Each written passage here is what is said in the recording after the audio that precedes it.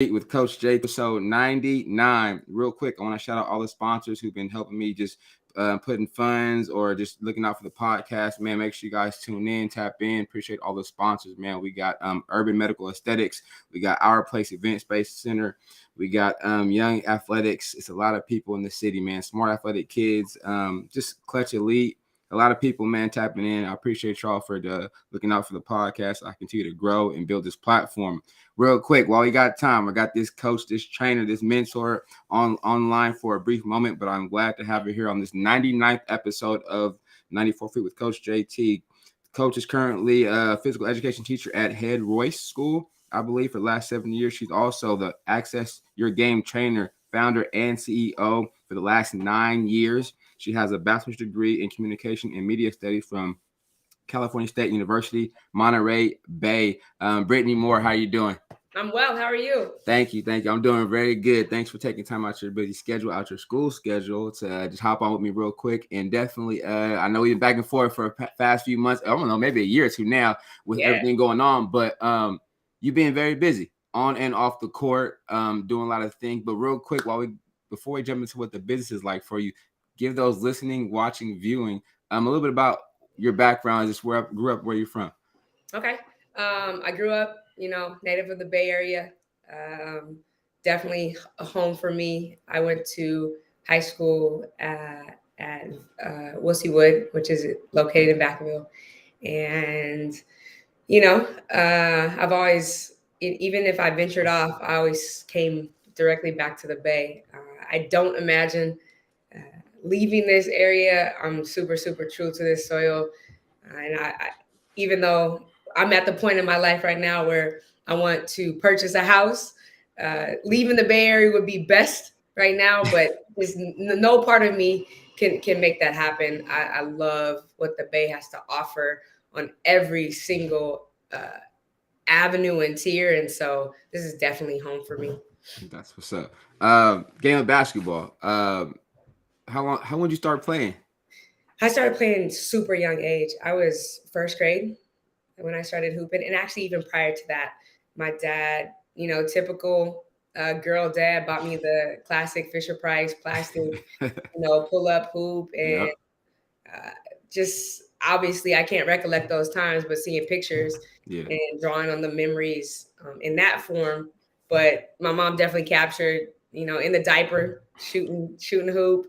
At a very, very, very young age, but structurally in like a organization or a team, I started first grade, and I was playing with the boys. Started third grade, and I played with boys all the way up until seventh grade. That's when the ball size changes. Mm-hmm. So my parents decided to make the shift just so I wouldn't have the onside of having to adjust my shot later along the run. But I think it was the best choice in which they guided me to participate with the boys. It definitely spearheaded and was the push for me to be the hooper I was. Boys are just more athletic at that age. Mm-hmm. They're faster, they're stronger. So when it was time for me to hoop on the girls' end, it was, it was pretty. You was ready. I was ready. Definitely prepared.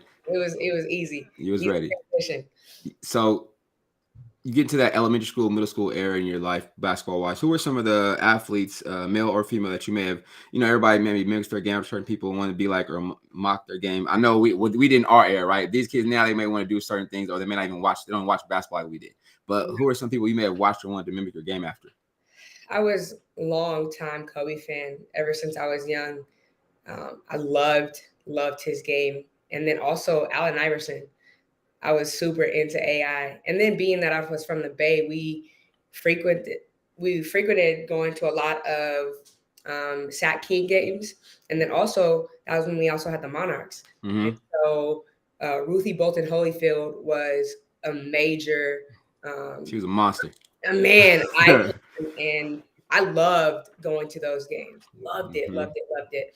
So, I spent some of my time at the early onside of my career as in this entrepreneurship lane. Mm-hmm. At Harvard Palace, which is in Sac or Mm-hmm. Rockland, so to speak. And I had the chance of working with Ruthie, and she's been Yeah. a lifetime mentor for me. And I could still, hit her up today and she'll respond. Yeah. So it's just great when things like that come full circle, because sometimes, you know, Yeah. you at a young age and you have these folks that you look up to, but you're never going to cross paths with them. Let's just, keep it. Well, I think nowadays I would say we never thought that, but nowadays it's like I'm meeting all the people, half the people I've never imagined, but because I guess right through connections, relationships, right? The Networks. social media networks, right? I'm like, because I met Ruthie, work with Danielle Viglion, shout out to DV. Yep. Like, she was like, yeah, Jay, Ruthie's gonna be here. I'm like, Ruthie? I'm like, not the Ruthie. She's like, yeah, that's my friend. I'm like, it's amazing, right? Through basketball, through sports, right? Through a ball a team sport, communication. Now I'm like, I get to go places, meet people. I'm like, this is everything. Like, I mean, I definitely try to tell kids and youth that, man, if you treat people right, relationships right, and be respectful, you just never know who you might come across, who might come shoot you that line, who might give you that assist for something else. Through a game, it was a game, right? But now you can benefit financially, life lessons, relationships, man. I'm like, that basketball could take people a long 100%. way, man. Definitely dope, man. And that round for them were crazy. That was some dope teams back then. Their Monarchs team was loaded. Like, it's dope. They were definitely loaded, man. The city was like on fire, like it was this last couple of weeks, man. It was similar for the women's game. So hopefully they get it right and do something back out here, man. With that, we need, that's a whole different topic, right? Yeah, WNBA, but we need a team in the Bay, like, right. I got, especially now, yeah, because I mean, it seems like everything's going certain ways, and they're leaving that middle section kind of void, which kind of sucks. You know what I'm saying? That's definitely something. So, high school basketball, real quick for you. What was that like for you? What was your experience like playing high school basketball? I'll speak a little bit, first on just the benefits of playing with an older sibling. My sister, her and I are 14 months apart, and so we played together. It was kind of that element, like, I was a freshman on varsity, not because my sister was a great basketball player, lefty. I mean, she chose to go the more academic route as far as school was concerned, but it was just dope hooping with my older sister. And then, I had some great coaches, shout out to Coach Pickett, who coached me later on in my career. And, as I look back and now that I'm in this field, and I have just such a high regard to making sure that we have more women coaches in the industry. I just think back then, the male coaches, they pushed us, but it was that type of like grit that they instilled certain, and they were just invested from player, 1 all the way to 15, which I think you don't see as much anymore. True. But I mean, high school basketball, that's where you got recruited back in the day. Like, people came to watch. You had your coaches that were vouching for you. Now you see that, sprinkled throughout, but if you're not playing on the circuit, it's hard to get those looks. And back then, as we know, right, the cost was different. Like, now it costs so much, but then also there's more teams, but it's like the value, it depends on what value is more. And I mean, yes, we valued high school basketball was everything for us, because everybody couldn't play on a circuit back then because you maybe couldn't afford it, or you had to be elite though, right? You had to be elite. And that's something that we want to definitely. It's not going to get back to high school, I know, but I like to focus on some high school kids because that's going to be their access to a better opportunity for some of those. They just may be those diamond in the rough in a high school team that make it, because everybody, that circuit thing is a grime, and that's a whole other monster. Real quick though, I got a question for you. Some of my family out in Atlanta, he's asking, out of curiosity, the biggest challenge you faced that will inspire the generation to stay the course, as hard as it may seem. So basically, like, what are some challenges that you may face personally, or you have dealing with right now, that as far as, like you said, inspiring the next generation to stay the course? Like, what are some things that you may have to deal with or kind of overcome?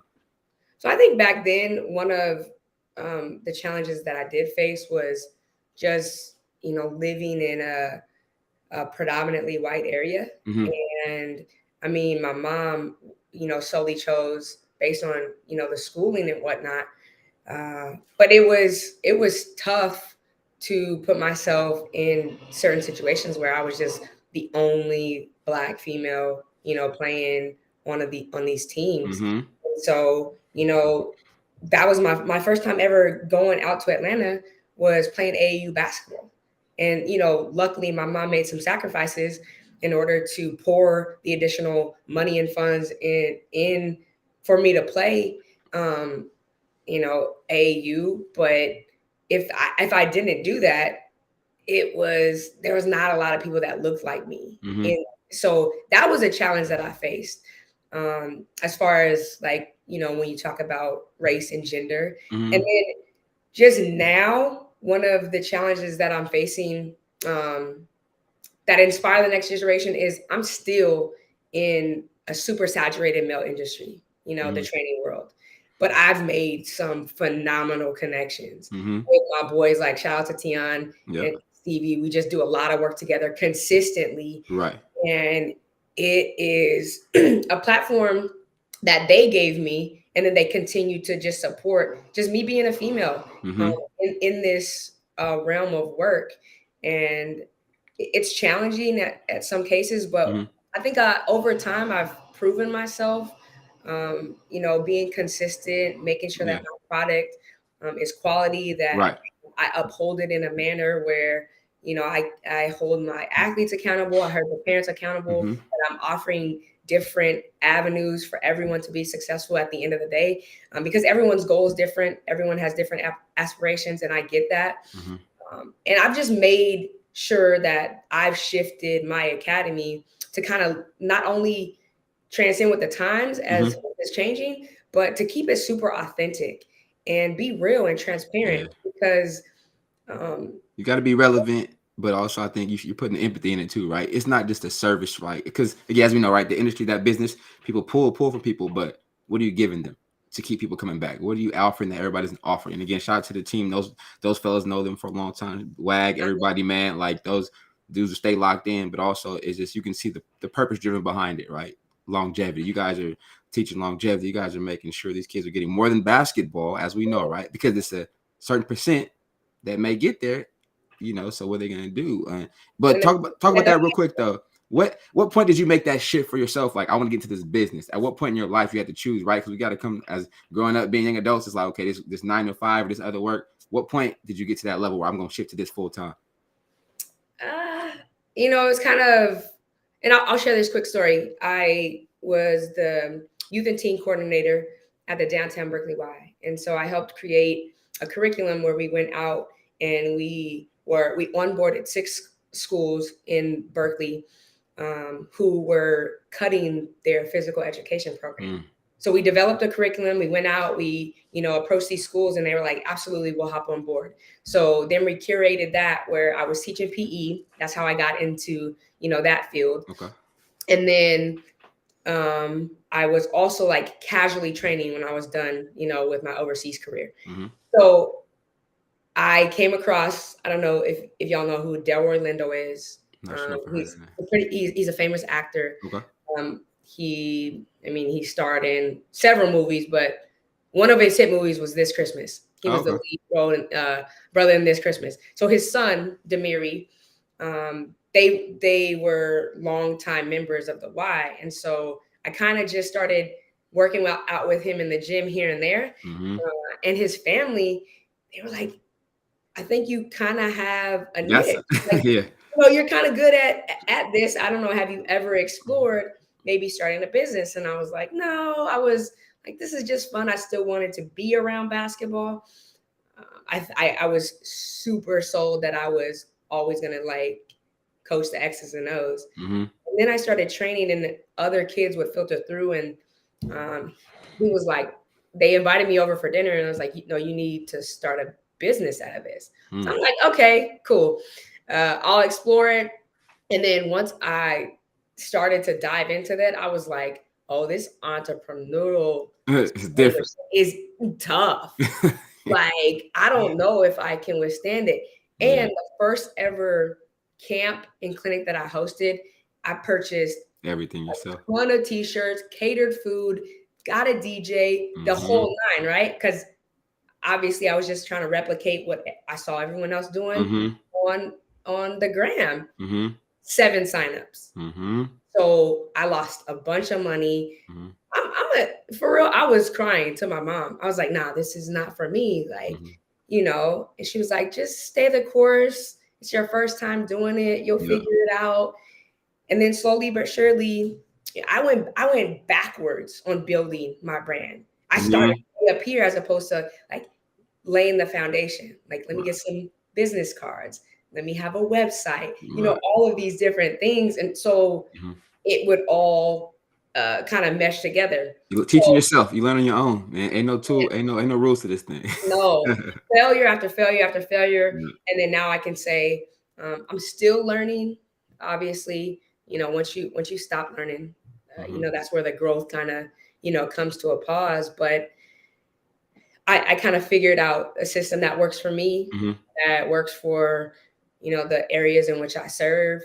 And it's been a cool progression to see over the course of these, 9 years. That's so first ever clinic, boom, 7 kids. Didn't think I would do it again. Now the last one, how many last one? I think you just did one a while ago. What's the numbers looking like now? So, it varies based on Tion and myself and Stevie, we like to keep everything, kind of curated to certain groups. And so these themes that we have over the course of the time, typically it was like about like, let's pack out the gym, let's get all these numbers.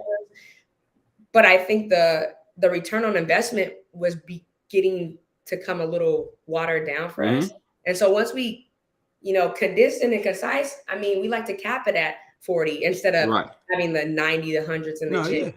Yeah. But it's as we know, it's 40, but it's 40 at 3 stations with individual coach for how many hours the work goes up. The quality of work goes up, right? More touches that the child gets on the ball. Because that was one of the things that I always critiqued other, programs for when I would go and watch or be a guest trainer. I was like, dang, this one athlete in this span of 2 hours has touched the ball, has gotten maybe 15 reps. Like, this is wild. It's not enough. So that's not what you pay for. That too, right? Yeah. And then you just start to think, now that I'm a parent, I have a 2-year-old son. He's not anywhere near where, I'm just going to start pouring those investments in yet. But you think about it. But I think about it. I'm like, if I send him to a clinic, like, do I want to sit on the sideline and watch him barely engage, barely touch the basketball, wait in a long ass line just to finish a layup? No. I'll maximize that time for sure. And while we're talking about it, shout out where everybody can find the business pages at or whatever they can find your information at, and you and the team. So www.aygtraining.com. That's my website. I have all of my information on there, and that is typically where folks find me. And then also my Instagram page is Access Your Game. So I'm pretty. That's what's up. And I'll make sure everybody listening and watching, I'm definitely going to repost it when I repost the clips from the video, from the interview, stuff like that. So currently, before we get off of here, 2 more questions. What's coming up? What do you got coming up? What are you working on? Anything coming up? You can put a date out there for people to maybe want to tap in, because I know nowadays, right? People travel. They'll come from SAC to go there, vice versa, go to clinic. So, what's going on? Anything on the calendar right now?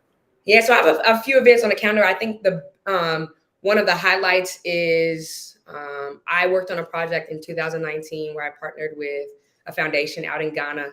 A super dope connection with my now family, who started out as a friend, Daniel, and he does phenomenal work with the youth out there. And they reached out to me on Instagram after I did all of my due diligence on making sure that everything was solid. Yeah.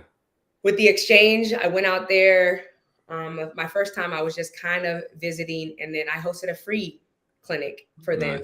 And then I took an additional 5 days where I stayed, and I basically trained a group of 8 individuals in order to replicate my curriculum that I have here in Cali.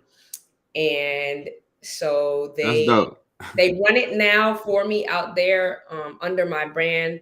Last year, I resurfaced an outdoor basketball court there, and I had a whole, ribbon cutting ceremony and whatnot. Now I'm going back in June. I'll be there. Train on it, right? Yeah, June 4th, second time. So this will be a second annual clinic with my court out there, and we're working on a project in Senegal, also Nigeria. We'll have 2 additional courts there, and I also am finalizing details for a court that I'm resurfacing for the Phuket Ballers, which is in Thailand. So international with it. That's dope, man. for the game itself, man, the ball, the relationships, like you said, through a friend, man, that's definitely dope, man. That's definitely dope to see. Blessing other people too, like, right? You don't have to be doing that. That's amazing. Yeah, bridging the gap. I mean, Yeah, that's dope. that's what it's all about. And then for the next local event, we have June 3rd. Me, Tian, and Stevie are putting on a shooting clinic, which we'll host it at Elevate Training Facility, which is located in Concord. Shout out to Jim Croy. He's been amazing, having us have this as our kind of like second home to run our series led by winners. So they can find that information in the campus 10 to 2. Yeah, That's all of that. up. That's what's up. All right, before I let you go, as you know, in the game of basketball, you have a triple threat, right? Dribble, pass, shoot. But for you, I want to get your triple threat. 3 things that you hang your hat on or put your stamp on. If people don't know you, they know you. That's how you kind of hold yourself accountable or what you live by. Or 3 things that you would want people to know who may not know about you or your business. Give me your triple threat right now. 3 things. 3 things off the top of my head. I would say number 1 is a family. That is my main triple threat. I wouldn't be where I am today, the person I am today, without them. Like my circle, shout out to my wife. She's amazing. She is an integral part in me doing what I do. Because as you know, it takes a special individual to not only be partnered with a coach, and then also someone who has a full-time job, in addition to an entrepreneur who is really, really passionate about what they do. Yeah. So when we chose to, extend our family, she's always just been on board, and she works my camps and my clinics. Dope. So she's actually, shout out to her. She's super dope. And then everyone else, like my siblings, my mom. What's up? And then second, I would say integrity. It's huge when it comes to just you being a human being. And then the work that we do, it's if you hold yourself to a certain standard and you live also by the things that you kind of pour into your athletes, it's a twofold. I learn just as much from them as I hope they learn from me. And that's where you said like the mentorship part comes full effect. So family, just holding yourself to this level of integrity, and everything I do, I try to lead it, with love. I think it's about, it can kind of be misconstrued at times, because this is at the end of the day a business, what we do. But if you don't forefront that or front load that with just love and pouring into it, there comes a cap, because I've seen so many folks that I've crossed paths with that do things out of, being greedy, and then just, everyone wants to get to the bag. I understand that, but at a certain point, it's how you do things, right? It's how you do things, and then you lose your why on why you're doing it, which is why I keep, the circle so tight knit. And you talk about, right, like everyone says, like, I want my circle close. And if you extend that and you want to branch out, really you find yourself, the people that are around you, if they aren't like-minded and they don't have the same aspiration and goals, and their mission doesn't align, you're in a prison at that point. Right. So family, just integrity, and then leading everything. That's what's up. That's how I like to roll. That's what's up. Y'all heard it here first, Coach Brett. Yeah, I appreciate your time. I know you gotta get back to it. Good luck going forward. Like I said, I'm definitely being tapped in. Got to come out there and check y'all out too, live and in person. You have to. No problem. I'm for sure gonna get out there. That's my goal. I say this is the Jordan year, man. I'm getting out there. It's going up, man, from all angles, man. Growing the platform, but also just trying to bring people together, resources, and put some information out there for everybody. Hopefully, because I'm sure there's other entrepreneurs out there that want to know what you're going through, or seeing it, or hearing it. They're gonna want to figure out the game. So hopefully, they tap in and give some comments and tap in with you. So I appreciate you. Have a good rest of your day. Everything is posted live right now. Y'all on all platforms. Get at me, all right? Hey, JT, before you close out, I also wanted to say, I watched the interview that you did with Fatima. Oh, great friend of mine. She coached with me here at Head Royce, and it's really cool that you are making a space to highlight the women who are involved in this game too. Oh, So yeah.